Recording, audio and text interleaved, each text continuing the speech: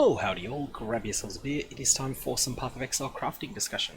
Today, what I wanted to do is attempt to craft a set of two-tone boots that are item level 86 that have movement speed and that have the Delve exclusive mod, plus 2 to the level of socketed cold gems. But I want to have this on a set of boots that's worth wearing in general as well. To make this goal, because it's using a Delve exclusive mod, Frigid Fossil, I am going to have to use Frigid Fossils in there. The mod that I want is pretty common, so there's a good chance of getting it. Additionally, in order to make it more likely that I'll get desirable rolls, I'm adding Pristine Fossils.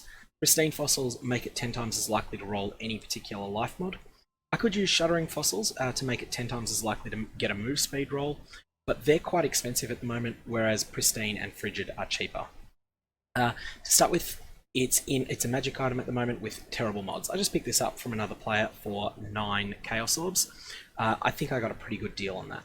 You'll notice that it's already Blessed Orb Perfect, 8 to 12, so it's got 12, and it needs quality. So let's just get the quality out of the way first.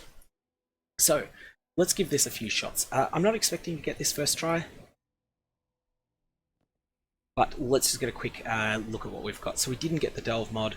We unfortunately hit the suffix that is Pristine Fossil linked, which is of the underground regenerate 1% of life per second. That's not a particularly desirable roll, but it's also not total and utter trash. But we got no move speed, we didn't get the Delve speed roll, and we got a derisory life roll. So, no good. We're going to try again. One of the things with Delve crafts is that they can take a long time to hit something good.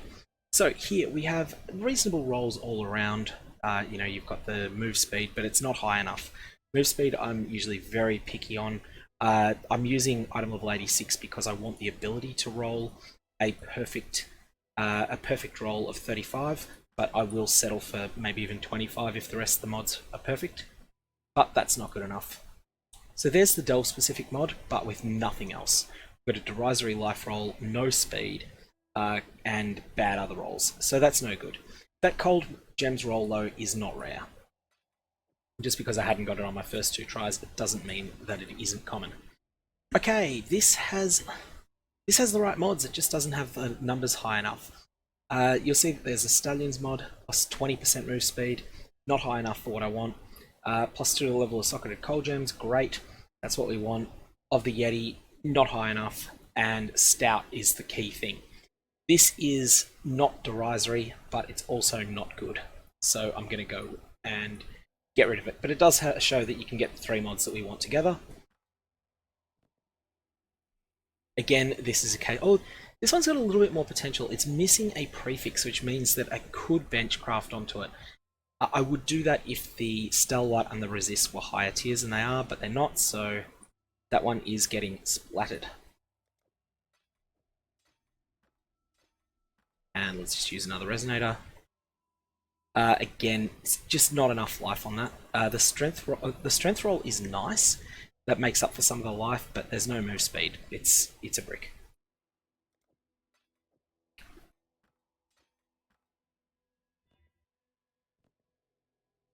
And that's a total brick. It's got nothing at all that we wanted.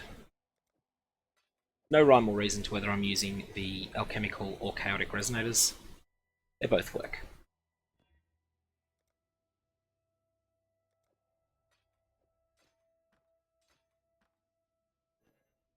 Oh, however, that's a point that does come up. I always make that mistake once. Okay, again, we got the cold mod, but we didn't get anything else. So we already have a chaotic resonator ready.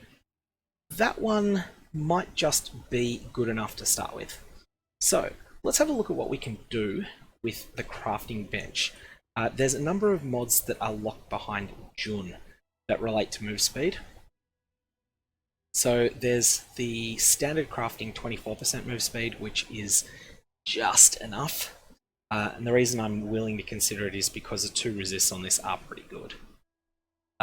Alternately, there's the veiled mods. I want to check if there's any veiled mods I'm missing at the moment that are relevant. So there's anti-freeze. That's really solid. But it kind of is one that you want in conjunction with something else. And that's the one that's useful there. So there's movement speed and cannot be chilled. And there's also movement speed and onslaught when on kill. I'm going to quickly check what the numbers on those are.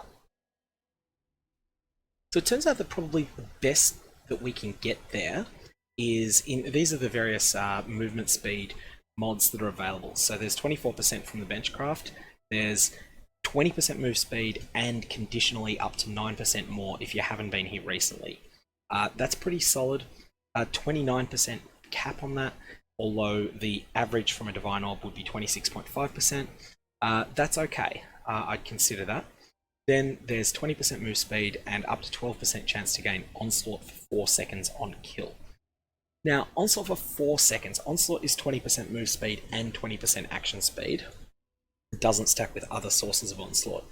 And just having a quick think about this, I don't think that this is quite there.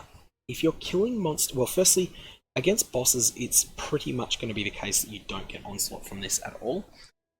So you're just going to be dealing with 18 to 20% move speed.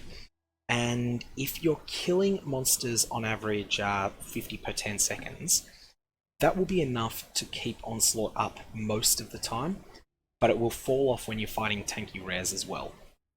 Lastly, there's move speed and cannot be chilled. I think out of the various options for bench crafts related to move speed, it's probably actually 20 to 24% move speed that is the superior option there. So now it's a case of thinking, is this such a solid set of boots that it's worth crafting further? I think the answer is not. The base isn't expensive. It's just generally, it's fine to stick a 4 Chaos Craft on it, and I hate low rolls. Alright, the universe hates me today. There we go. That was more rolls than I should have used there, but anyways, we got there in the end.